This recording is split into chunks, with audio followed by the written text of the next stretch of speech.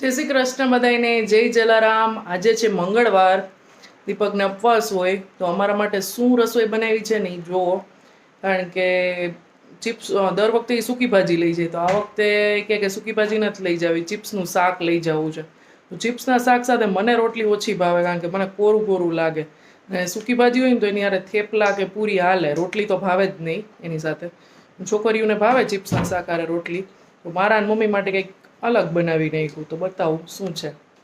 મારા અને મમ્મી માટે બનાવી છે સામાની ખીચડી, ટમેટા, બટેટા, ધાણા, લીલા મરચાં, જીરું, લીમડો બધું મૂકીને।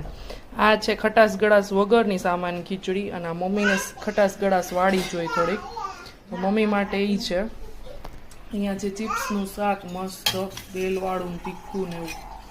અહીંયા છે કાચી કેરી અને રોટલી, અને છાશ પડી છે ફ્રીજમાં, બરાબર ને અનુબેન?